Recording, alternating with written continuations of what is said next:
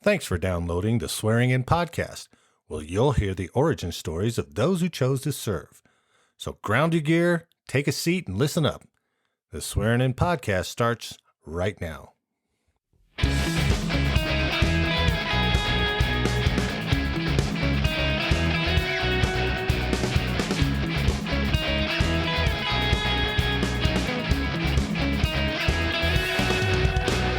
Hello and welcome to the Swearing In podcast. I am your host, Marty Smith, and today my guest is my good friend, Senior Master Sergeant, retired, Scott Westfall of the United States Air Force. He was sworn in 1994 and was a 3 Delta SATCOM troop. He retired as an E8 in 2015. His last assignment was with the 380th Space Control Squadron at Peterson Air Force Base, Colorado, which is where we met and served together for about 2.5 years. So that's a little background on Scott. Now, let's get on with the interview. For an interviewee, you have a lot of input all of a sudden. Fucking guy. Be like Joker from Apocalypse Now. How many movies are you going to mix there? Born to Kill with a peace symbol in it. Anyway. Yeah, that's from Full Metal Jacket. What did I say? Jesus. Apocalypse Now. No, you're right. You're correct. Good. You're good. Did you record that? It's like Lawrence Fishburne from when he was a Marine. Did you record that? Yes, it's all over recording right now. Oh, But I can clip it. I didn't sign a release. Don't worry, you're not getting paid. So I'm sitting here with Scott Westfall today. I used to work with him, serve with him. He retired. And I just want to get his story on it. Scott, how are you doing today? Purely by accident. Purely by accident. It wasn't a choice to come work with Scott. We were thrust into the same workspace purely non-voluntarily. Leaf on the wind. We're like a leaf banging up against the dam trying to get down the water. The first thing I remember about working with you was nobody puts baby in a corner, because I was tearing the commander a new one in staff meeting, which he allowed us to do. And you, as a professional superintendent, was like, don't do that. And what you didn't realize is that you had walked into one of the deepest circles of hell. Oh my God, and that I had already true. gone crazy. And there was no bringing me back, because they had refused to allow me to bring sharp objects into the staff meeting room. There was an old movie called Firebase Gloria. Have you ever seen Firebase Gloria? No. And it was the guy who was in Full Metal Jacket, whoever that drill sergeant was. Oh, Arlie Irby. Yeah, Arlie Irby. And he was the main guy. He was a replacement platoon sergeant into Firebase Gloria, which was a shit show, right? So he went out there and there was no discipline. The lieutenant was jerking off behind the desk. He just initiated all this, like, we got to do it this way. We got to do it this way. You're going to get killed and all this stuff. And they were all desperate for leadership. So that's what I figured I would walk into, is that they were just desperate for my leadership coming in there. And it was not the case. That's like Heartbreak Ridge. And very much so. And I was Mario Van Peebles coming out with the earring. And I was not Gunny Highway. I was more, who was the old black guy in there that, he said you couldn't come up with, something about the hemorrhoids line. Yeah. I can't remember the hemorrhoids line. But, when, we call us working together, we were at the same building wearing generally the same clothes. That's about as, I think if we could have been there maybe from the start, maybe it would have been better. But there was so much water under that goddamn bridge. No, but you're talking to the guy that was there from the start. I mean insane by the time. But if I could have been there as well, you'd have been as insane as I was. But you ran through. How many times Susan said how much we're alike? You'd have been crazy. We are, but we could have, because I want to talk to Yeah. Scott. So let's say we're back at the beginning. All right, so back and start Scott, over. Can you tell me how you got into the military and what was your first assignment after you got through basic and everything? So you talk about the why or the how? Of getting it? Both. What led you to the military? I was. What led you there? I was newlywed, and short version, I got my wife pregnant. We had a kid. That's Her dad was Air Force, and I had already gone through Air Force ROTC and actually bailed out. I actually quit Air Force high ROTC. school ROTC. It was full blown. Oh, you were college ROTC. Virginia Tech at ROTC. So I went to BYU. I was at BYU Detachment 855, and I was the number one cadet going into field training, summer field training, where you actually sign your contract. Your third year. Yeah. Right. And I quit Really? because I'm a flake. I don't know. To this day, you ever had a feeling You didn't go to the camp? No, I didn't. Oh, Because like we're getting ready to get on the bus. I mean, that's how close it was. And I had one of those.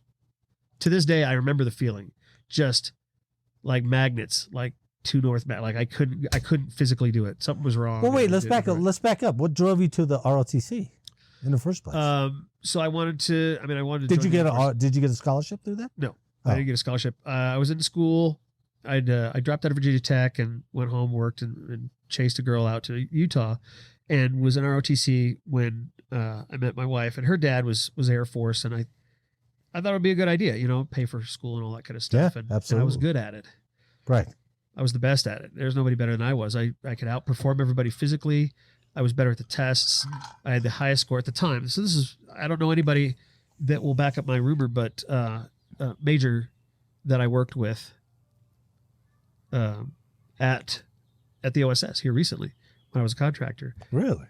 A major that I worked with went through the detachment that I was at Okay. and could probably corroborate my story that I had one of the highest AFOQT scores that detachment had ever had. Huh. I was going to ROTC as their top cadet. I was going to get a flight training slot, and I was going to fly planes for the Air Force. And for whatever reason, genetics, poor character, or otherwise, I dropped out. So I went to a white-collar job that was not going to pay for my school, and we were going to have a kid. And I thought the best way, you talked about having people to do this, and you talked about having a captain. The only reason she's in. Sure. It was right. Same thing. I thought, the insurance, the money, it was the right thing to do. And so I signed It's up. definitely a way. Yeah. And recruiters love it when you walk into their office and sign up. They're like, oh, this was easy, right? Yeah. I didn't make Helps it work. them make mission that month. Yeah. I was originally going to be an avionics troop for B2. And for some reason ended up with satellite communications. So I went to basic training in March of 95 and went to tech school at Keesler right after that. At the same time. Oh shit! It was Keesler. It was a Keesler. Yeah. It's Keesler. So I went through SATCOM school down there and learned all the stuff that and went to my first unit at Offutt in Omaha. Whoa, Stratcom. And nothing I learned in tech school was at my first job. I learned all this tactical SATCOM stuff and how to adjust amplifiers and all the things that I went to Offutt and worked Millstar, which is all just pluck and chuck, black boxes, just pluck and chuck. There's no adjustments. Really? Yeah. The unit did not have a name at the time. It was called POC-ET, Proof of Concept Experimental Test Bed. Oh God. We all had cover stories. We all wore civilian clothes when we rolled out in our trucks. And Did you have? Did you need a clearance for that? Yeah. Did you have a clearance before you got there, or did they were working on it. I had a secret when I left school, but I didn't have my TS until I was in the unit for 3 months. Oh, did they start working on your TS based on your order, your follow-on orders? Oh, okay. All right. Yeah, like when they put you in the hopper. Yeah. I'm not a personnelist, but when they put you in the hopper, they try to get as many people as they can. Sure. Right. And that's just how they manage people. And, Right. And they get you your secret. That's most of the work. And then your TS, once you get the assignment, well, actually, you're done with tech school and you're ready to go. Okay. So I had to actually report to the unit to get my TS started. So my first job, the first thing I did after I had processed, they sent me to truck driving school. Truck masters, Truck like masters. Goose. Yep, it's just the first thing that came to my mind. Yeah, so I learned how to drive a stick shift tractor trailer. My first assignment, my first. Just because that's what was transporting your stuff out to the field. The entire mission was a truck-based Right. mobile command center. Yes, And you were the lowest on the totem pole. So I was you were the driving. No, everybody drove. We had really? We had 36 vehicles. We had 1, 2, 3, 4, 5, 6. The number's not classified. So we had quite a few tractor trailers, including support tractor trailers, Okay. wreckers, support vehicles. Everybody drove. If you didn't drive, you're probably battle staff. How was your parallel parking, though? I was very good at it. I'm really good at it. She's on. She's good. She's in the show. She's not Editor. in the show. You can edit her out. Yeah, She has to sign a contract anyway. She's getting 50%. But the so I went to school and learned how to drive trucks. wow. And I've never seen an old man punch a woman before. But the girl that was with us, because I think there were 6 of us in that class, and we had to switch out who would be driving. You know, it's 2 in the cab at once, and the instructor I'd be in the back instructor, and this one girl could not drive, save her life. And I remember this old coot grabbing the wheel and grabbing her hair at the same time. Wait, was he an instructor? Yeah. He was an old truck driver in his 60s. I don't know how he he became a GS? No, he was contract. Oh, This was a real truck driving school. Oh, but the military sent you there. Yeah, they just signed us up for it. Oh my God. Yeah, we had to get our CDLs and everything. So and this was right outside of Keesler? Oh, no. This is off it. Oh, this was off it. That's so right. my favorite right part is, there. I took it seriously. I got really good at it, right? Yeah. But the stories, there's a Facebook page now. There's the unit. The stories of things people did with those trucks. And one of my favorites is, so our unit was actually in a hangar on the flight line. Okay. So we also had to have flight line training, flight line licenses and all that. So we were actually out with the planes. All the trucks were right in there. So there's this big base operations building, and right next to it is a big gate where it opens up and all the vehicles go onto and off of the flight line. Yeah. Well, they just upgraded because Fort Crook is a historic base in the history of the United States, which often is built around. Oh, okay. And right next to it, so there's a lot of brick buildings and stuff. So they put these big brick posts around the entrance, right? These big brick things, almost. Sure. I was waiting for them to put an arch over it, but one of the girls. So the supply trailers are triple axles. They're 48-foot triple axle vans, and she cut that. You're supposed to go wide. It's a track trailer. You're supposed to go wide. Right. No, she took that thing on the inside like Dale Earnhardt, and she dragged the side of that thing down until the back end was hopping, and ripped the entire brand new brick post covering off of the base operations gate. It's too bad that was brand new. I wish you would have said, hey, this was 1880s brick that been there Oh my God. since the Indian Wars, and she took it down. So there's that. One of the guys it wasn't our fault. 2 of the kids went and took the water tanker down to CE and had them fill it. But they didn't fill it high enough, right? The water tank? We had 2 water tankers. Right. They didn't fill it high enough. Okay. You have to fill it to a certain amount. So there's a little tight, bases are weird. Sure. Little tight 90-degree turns. So they went into the 90-degree turn, and then they went to the next 90-degree turn, and that water sloshed and flipped the whole truck right into the backyard of one of the historic houses, right through the fence, like this fence. Boom. And 2 kids are like climbing out of the cab. Nobody got hurt. But stupid stuff. We dropped that water tanker out at a site. I forget what state we were in. We pulled up to the site. I wasn't driving. And they're like, here, drop the water tanker. And the kid that was in there was like, hey, I don't think we should drop it here. It's in the grass. They're like, just drop it. We'll switch trucks later. Yeah. And he goes, it's full. The tanker's full. We shouldn't be dropping it in the grass. They're like, What do you know? So he goes back there, releases the kingpin, pulls out from under it, and just It just sunk into that. sunk. You can't see it. This is a sight gag. It just slowly, like quicksand. The landing gear just went right Down to the axle? into the dirt. Well, no, he pulled the truck out No, I mean, but to the trailer axle. to the crossbar on the tanker on the landing gear. And to get it out, they had to get the wrecker, and they had a big inflatable bag. Yeah. They stuck it underneath there and started inflating it. Then they had to get the crane and straps. Yeah. To pull it up to actually get it because it was like stuck. My And they God. bent because there's an inner bladder and an outer. They destroyed the outer bladder Yes. or the outer skin. That's military I engineering. had a captain back a truck in and rip a hole open of the GSC 49 communications van, which is a hemp hardened van. You know what hemp hardened means? Yeah. High altitude EMP burst. Yeah, it's expensive. Which is expensive, and we just got it certified, and he ripped the entire side open. Because we were in an F-16 hangar, and F-16 hangars have little, like, they're like wide at the bottom and narrow at the top. Sure. And he put the side of it right on that, just.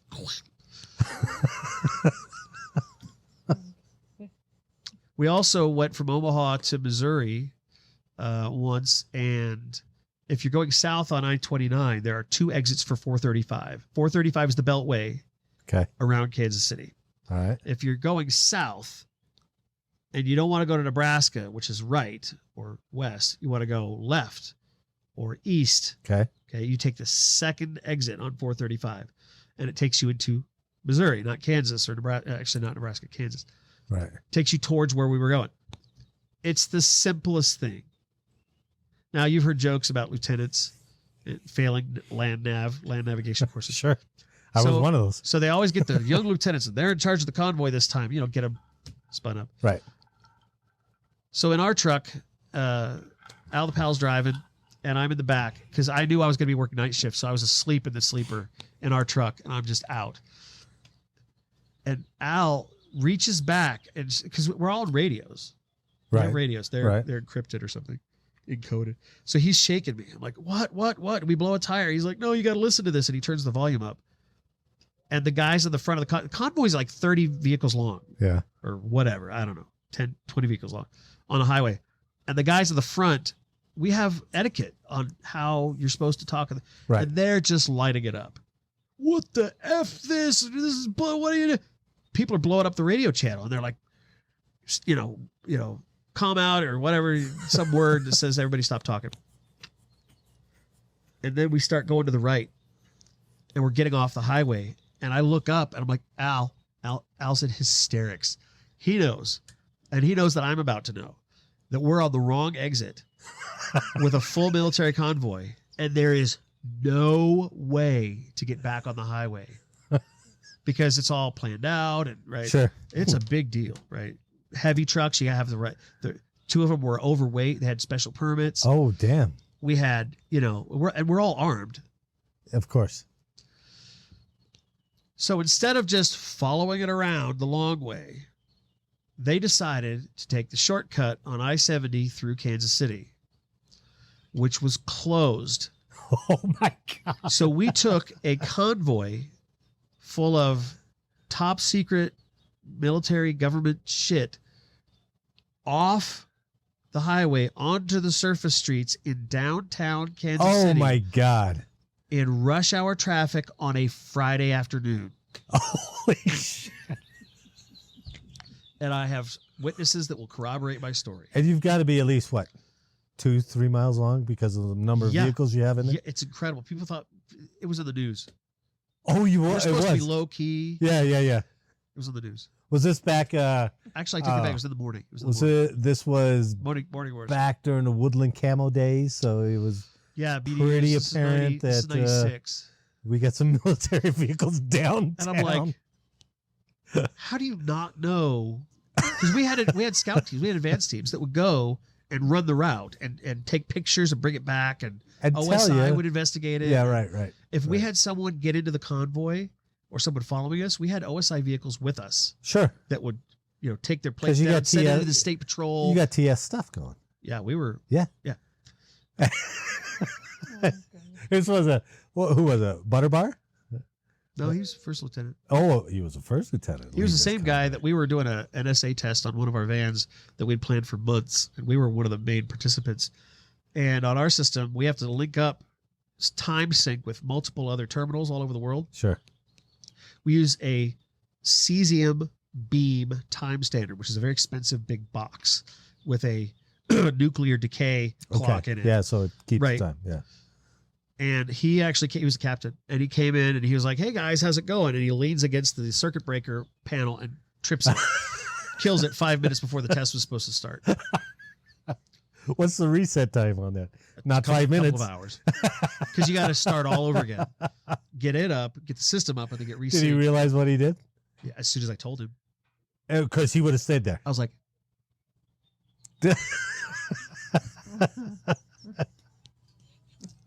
yeah.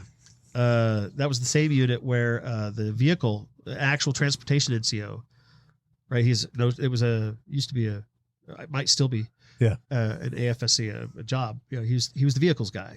He was in charge of all the vehicles. He ran over the commander with a pickup truck. Wait. We had 6-packs, raised 6-packs, Okay. that with big old steel bumpers on the back, so they were kind of high.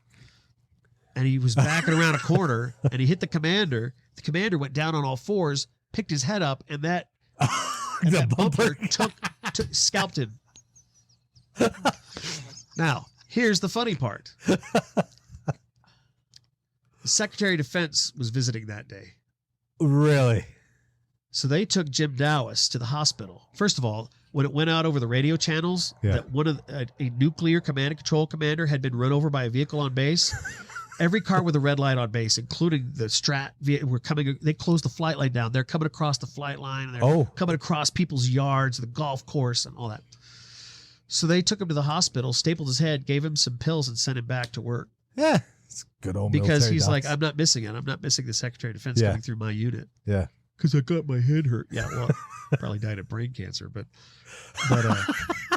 I'll never forget hearing James, the little guy who's a supply troop. We were inside. He comes running in his little peewee voice. Oh my God, Tony ran over the commander.